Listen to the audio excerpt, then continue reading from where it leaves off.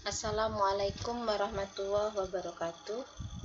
Apa kabarnya Arden, Bravo, dan Casablanca? Semoga sehat-sehat selalu ya. Di penghujung akhir Ramadan ini, semoga kita senantiasa dalam lindungan Allah. Berkah Ramadan kita dapatkan dan kita semua termasuk hamba-hambanya yang soleh dan dirahmati oleh Allah SWT. Oke, materi kita kali ini adalah tentang dua hal ya, tentang nukleus dan ribosom. Di nukleus sendiri di sini ada sesuatu hal yang sangat unik karena nukleus itu mengandung materi genetik dan ribosom di situ ada proses sintesa protein. Kenapa Ibu masukkan ini ke dalam pengayaan? Karena menurut Campbell untuk materi genetik dan sintesa protein itu tidak ada dalam bahasan biologi sel. Tetapi ini adanya di mata kuliah genetika di semester 5. Tetapi karena ini berkaitan dengan organ sel, organel sel di sini nukleus dan ribosom, maka Ibu masukkan ya. Jadi ini sebagai bahan pengayaan, sebagai kajian-kajian literatur yang perlu kalian pahami karena dua materi ini termasuk materi yang sangat abstrak dan lumayan cukup sulit menurut siswa-siswa SMA.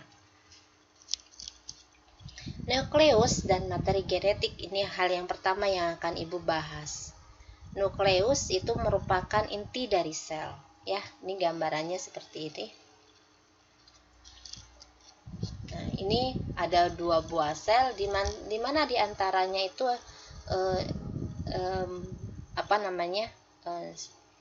pasti kalian bisa membedakan di antara dua buah sel ini mana yang termasuk ke dalam sel tumbuhan dan mana yang termasuk ke dalam sel hewan. Di sini ya, ini sel hewan dan sel tumbuhan ya. Ini sel hewan dan ini adalah sel tumbuhan. Ya, ini sel hewan dan ini sel tumbuhan. Nah, ini sel hewannya itu adalah sel hati, kemudian sel tumbuhannya adalah sel parenkim. Maaf ya kalau ada backsound jedag-jedug, kalau siang ada bunyi organ keliling, kalau malam lagi musim begini ya wajar aja karena mendekati lebaran. Nah, ini inti sel ya, inti sel. Kalau kita berbicara tentang inti sel, pasti kalian sangat hafal sekali ya bahwa berdasarkan inti selnya ya, berdasarkan inti selnya itu sel itu terbagi menjadi dua, yaitu prokariot dan eukariot. Nah, yang membedakannya itu adalah membran inti ya. Nah, ini adalah membran inti. Jadi kalau pada sel eukariot dia memiliki membran inti, tetapi kalau pada sel prokariot itu tidak memiliki membran inti. Nah, ini komponen inti sel ya. Ini membran intinya, berarti ini adalah termasuk ke dalam sel eukariot. Nah, ini nukleolusnya, anak inti. Di dalam nukleus itu terdapat benang-benang kromatin ya. Nih, benang-benang kromatin. Oke, kita lanjutkan. Bagaimana bagian-bagian utama dari nukleus? Di sini adanya kromatin. Kromatin merupakan materi genetik sel dalam keadaan tidak sedang membelah. Jadi dia dalam kondisi kromosomnya tidak sedang membelah, itu yang disebut dengan kromatin. Kemudian nukleolus ini berwarna gelap di dalam nukleus yang berperan dalam pembuatan ribosom. Kemudian membran inti atau nuclear envelope ini membran inti yang membatasi nukleus dari sitoplasma. Nah, ini gambaran dari nukleus. Nah, bagaimana organisasi komponen dan nukleus? Di situ ada struktur kromatin ya. Ada heterokromatin dan eukromatin, dan kromosom itu menempati daerah teritori tertentu. Jadi kalau dia sedang aktif melakukan transkripsi, maka letaknya adalah di bagian perifer. Tetapi ketika dia tidak sedang ditranskrip, maka dia letaknya ada di dekat pusat. Nah, protein pada heterokromatin itu berikatan dengan lamin. Nah, bagaimana fungsi utama dari nukleus? Ini ada beberapa hal. Yang pertama adalah mengontrol sintesa protein dalam sitoplasma. Kemudian sebagai template RNA dan tipe-tipe RNA yang dikode itu rRNA, tRNA, dan mRNA. Ribosom RNA, transfer RNA, dan messenger RNA. Sekali berada di sitoplasma, mRNA ini akan menempel pada ribosom. Nah, ribosom itu merupakan tempat di mana pesan yang dibawa mRNA ditranslasi menjadi protein. Ya, jadi ada kaitan nanti antara nukleus dengan ribosom. Nah, bagaimana membran intinya? Ini bentuknya seperti ini. Ya, ini membran inti pada eukariot. Kemudian nukleus dengan membran intinya. Jadi ini adalah pori-pori ya, pori-pori pada membran inti. Jadi membran inti ini memiliki pori-pori. Kemudian bagaimana dengan nukleolus ya? Nukleolus. Jadi nukleolus itu adalah inti dari inti sel. Ya, ini tempatnya sintesis rRNA dan untuk menuju ke dalam ribosom. Merupakan suborganel dari nukleus. Jadi di sini bahan baku rDNA itu nanti yang nanti akan keluar dari di sel menuju ribosom untuk mengalami proses sintesa protein. Nah, di sini sintesa ribosom ya. Jadi ini adalah nukleus, nih gambaran nukleolus. Ini nukleolus, ini nukleusnya ya. Nah, yang ini adalah ribosom. Ya, dari sini ribosom, ini yang lingkaran ini ya. Nih, ini adalah nukleus. Nah, ini itu adalah anak inti.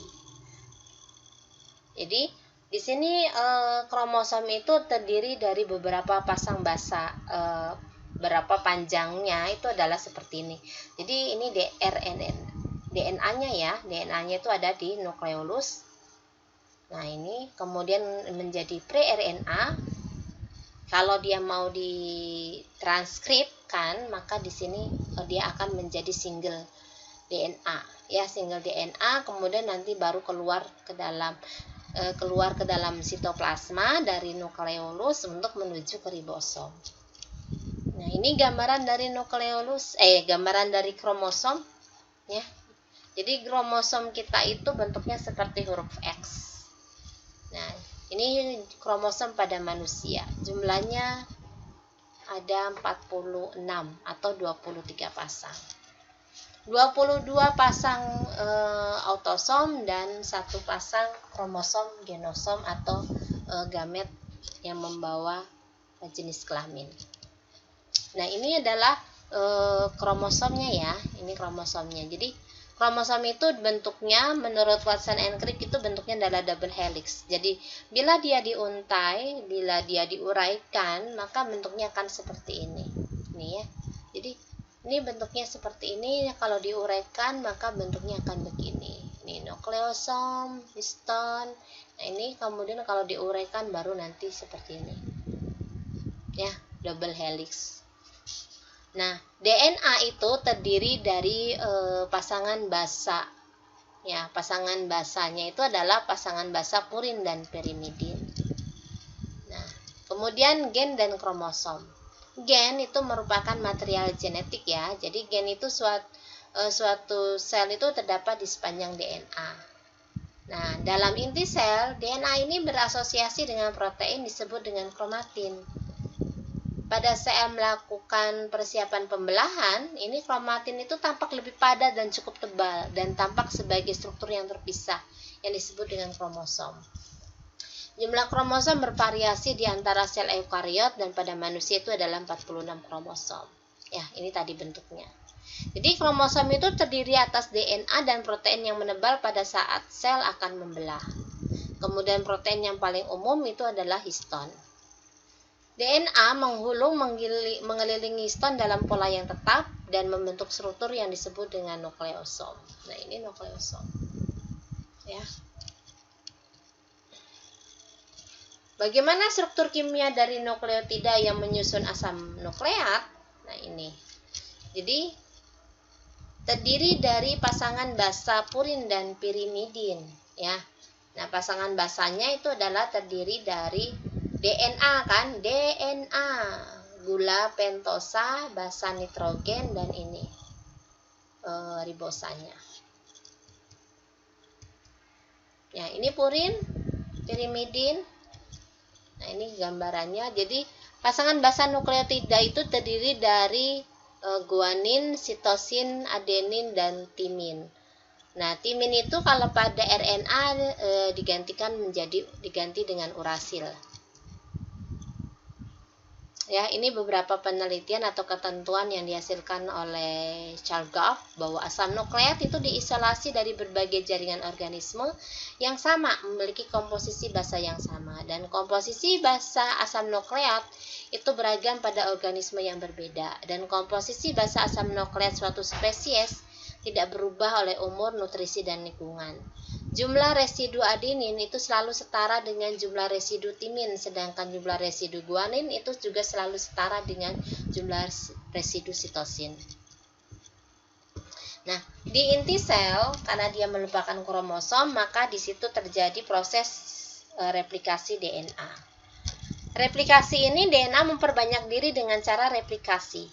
Ibaratnya seperti ini ya. Jadi sel itu kan dia sebelum membelah diri ya. Kenapa sel itu membelah diri? Karena memang dalam rumah itu sudah sesak dengan jadi ada penggandaan jumlah kromosom. Nah, penggandaan jumlah kromosom ini akibat dari replikasi DNA. Nah, terjadi pada saat menjelang pembelahan sel. Jadi ini sebelum terjadinya proses mitosis. Kapan terjadinya replikasi DNA? Itu adalah pada saat interfase ya. Jadi pada fase yang fase istirahat, menurut kalian di situ sel itu sedang aktif-aktifnya nukleolusnya, di situ DNA-nya mengalami proses replikasi. DNA itu direplikasi dengan cara semi konservatif. Hasilnya dua helai DNA yang identik, jadi kromosom dengan dua kromatid yang sama persis. Bagaimana proses replikasi DNA? Ini bentuknya seperti ini ya. Jadi kromosom ini ya, ini akan membelah, memisahkan diri. Jadi masing-masing itu akan membentuk pasangannya. Ya, jadi membentuk kopiannya. Ibarat kita memfotokopi kertas, maka pasangannya itu adalah merupakan fotokopiannya.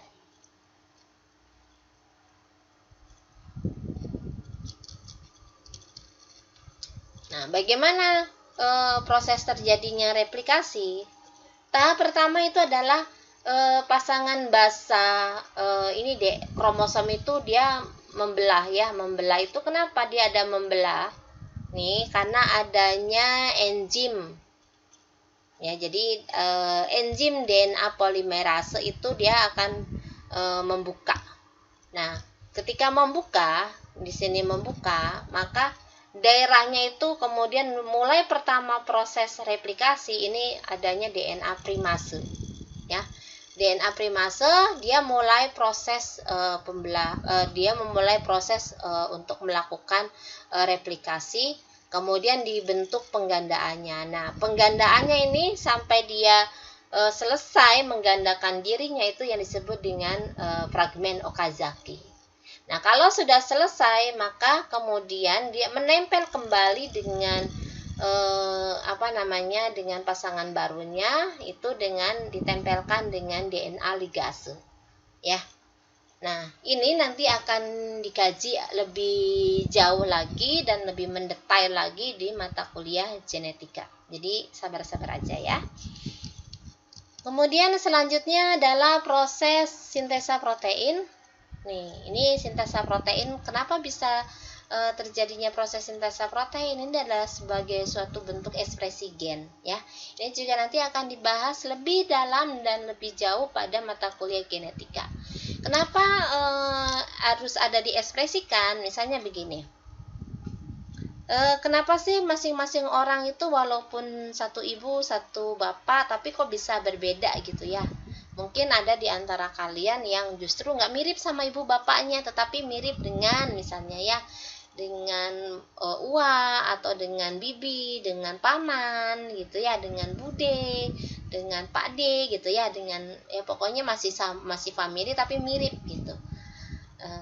Jangan berkecil hati, kalian tetap anaknya orang tua kalian sendiri. Kenapa bisa mirip? Karena ada beberapa segmen gen itu yang dimiliki orang tua kita itu justru sama dengan dengan saudaranya, dan ketika itu ketemu ya ada peluang, maka kita itu ada kemungkinan mirip dengan saudara orang tua kita sendiri, atau bahkan ada yang kita itu 100% mirip dengan orang tua kita sendiri ya, wallahu alam ya. Jadi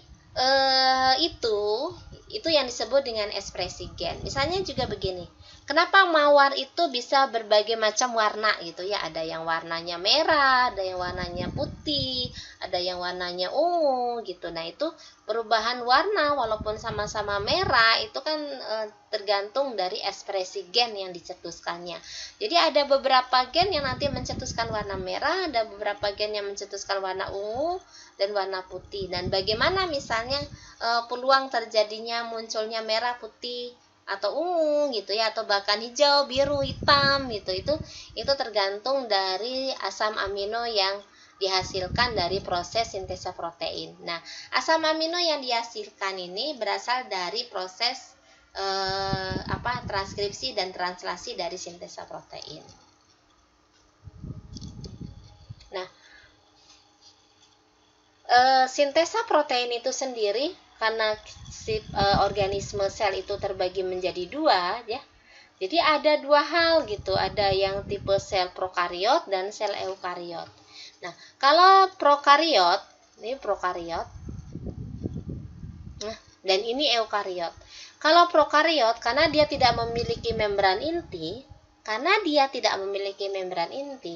maka prosesnya itu sederhana, dari DNA, mRNA, kemudian langsung di sini terjadi pembentukan polipeptida ya, asam aminonya membentuk polipeptida. Jadi di sini DNA-nya ditranskripsikan menjadi mRNA, kemudian mRNA-nya menuju ribosom, kemudian ditranslasikan. Ini pada organisme prokariot atau pada sel-sel prokariot. Nah, bagaimana pada sel eukariot? Karena sel eukariot itu memiliki membran inti, ya, maka prosesannya jadi ada dua tahap, ada yang terjadi di nukleus dan ada yang terjadi di sitoplasma. Yang terjadi di nukleus itu adalah proses transkripsi, ya. Di sini transkripsi DNA menjadi pre-mRNA, kemudian nanti diprosesing menjadi mRNA. Baru mRNA-nya keluar dari inti sel ya, menuju ribosom. Di sini terjadi proses translasi sehingga dihasilkan polipeptida. Nah, ini ada beberapa istilah yang perlu dipahami. Apa itu DNA? Deoksiribonukleotid acid, kemudian gen ya, pembawa sifat. Genom itu pasangan gen, kemudian kromosom itu adalah material genetik. Nah, kromatin itu adalah yang tidak membelah ya, dalam posisi inaktif. Kemudian kromatid ini yang sebentar lagi akan membelah, dia akan menjadi kromatid. Kemudian lokus itu adalah pembagian yang sama besar, jadi ada terbagi menjadi dua ya. Ini intermezzo aja, upin dan ipin. Nah, bagaimana ribosom dan sintesa protein? Oke, kita akan kaji. Jadi ribosom itu adalah tempat terjadinya sintesa protein. Ada beberapa komponen dari sintesa protein, yaitu DNA, mRNA, tRNA, ribosom, asam amino, retikulum endoplasma kasar. Kenapa retikulum endoplasma kasar? Karena di retikulum endoplasma kasar ini dia terdapat ribosom, ya, kemudian enzim polimerase. Nah, ini gambaran dari sintesa protein. Nanti akan lebih detail lagi itu di mata kuliah genetika di semester 5. Nah, tahapannya ini akan Ibu jelaskan contohnya pada sel eukariot ya. Di sini sel eukariot itu proses transkripsinya itu di dalam sel. Nah, proses translasinya itu di luar inti sel ya, di sitoplasma.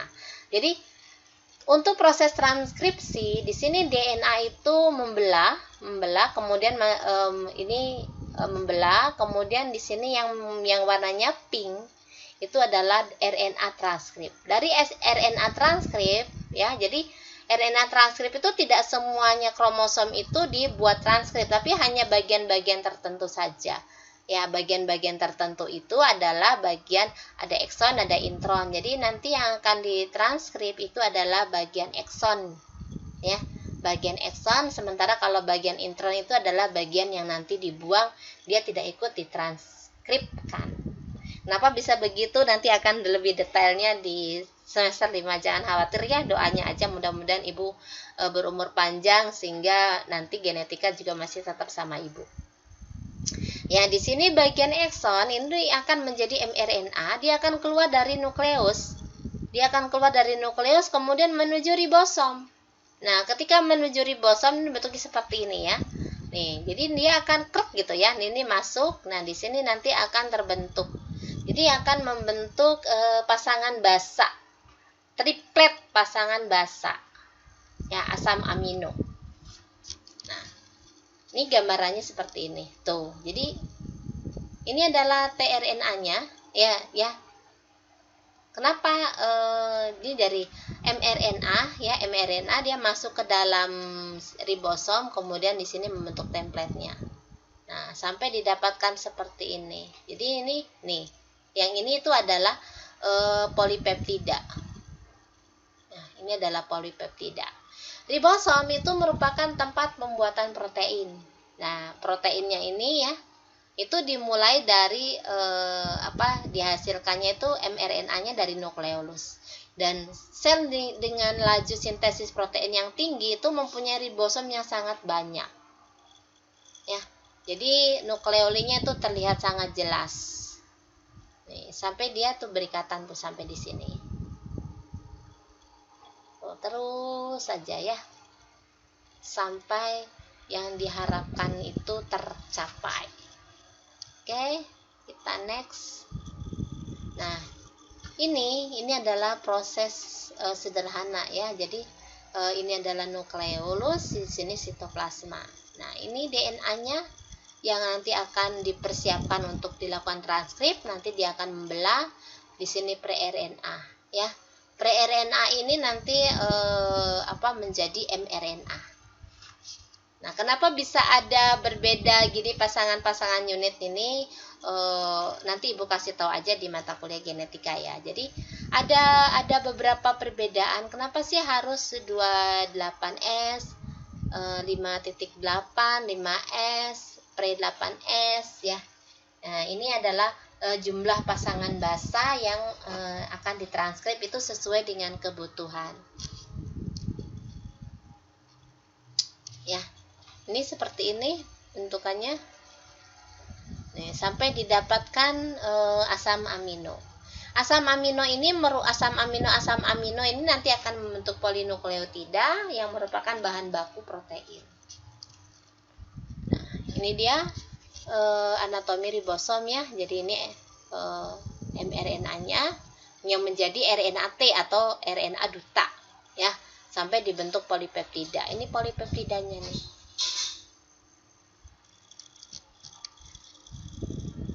Beberapa ribosom itu melakukan translasi secara berurutan dalam satu mRNA. Jadi dia itu akan melakukan translasi itu secara bergantian. Jadi akan membentuk satu pasangan basa. Jadi ini polinukleotida ya, polipeptida ini juga sama. Jadi nanti satu persatu. Ini bagaimana proses terjadinya? Jadi kalau kita buat di sini ya, ini kromosom, dia akan membelah. Nah, nanti di sini akan membentuk pasangannya yang disebut dengan DNA template-nya. Di sini DNA template. Kemudian di sini DNA template itu akan ditranskripkan menjadi mRNA. Nah, mRNA ini merupakan pasangan dari DNA. Lihat, coba ini A, pasangannya kan U. Kenapa U? Harusnya kan timin ya, T ya. Harusnya T, karena ini adalah RNA, sementara RNA itu tidak memiliki timin, maka ini digantikan dengan U. Nah, ini C, ini G. C, G. Jadi UGG, UUU, GGC, UCA. Nah, dari mRNA ini kemudian dia menuju ke ribosom, ya, ditranslasikan ke ribosom, kemudian nanti dia akan membentuk asam amino. UGG itu adalah triptopan, UUU itu adalah penilalanin, GGC itu adalah glisin, UCA itu adalah serin. Nah, ini adalah asam amino. Nah, kumpulan dari asam amino ini adalah membentuk polipeptida. Nah, ini terjadinya transkrip ya. Jadi di sini promoternya DNA yang tadinya double strand nih. Maka di sini adalah daerah yang nanti akan ditranskripkan. DNA yang akan ditranskripkan di sini dia akan membuka terlebih dahulu, membentuk template-nya. Ya, di sini ada 3 tahapan, ada inisiasi, elongasi, dan terminasi. Pada saat tahap inisiasi, di sini kromosomnya membelah, membentuk RNA transkrip. Dibentuk template-nya, kemudian di sini pada tahap elongasi, nih, di sini di tahap elongasi itu membentuk RNA transkrip. RNA transkrip ini yang nanti akan membentuk mRNA. Maka ini ya keluarannya nih. Outputnya, luaran dari transkripsi itu terbentuknya komplit RNA transkrip yang disebut dengan mRNA. Nah, ini gambaran transkripsi yang terlihat dengan menggunakan mikroskop elektron. Nah, bagaimana yang terjadi pada mRNA? Nah, hasil proses transkripsi sebuah gen yang mengkode protein itu adalah mRNA atau pre-mRNA. Pre-mRNA itu pada eukariot terdiri dari intron dan ekson tadi ya. Oke. Nih, jadi ini ada intron, ada ekson. Lihat.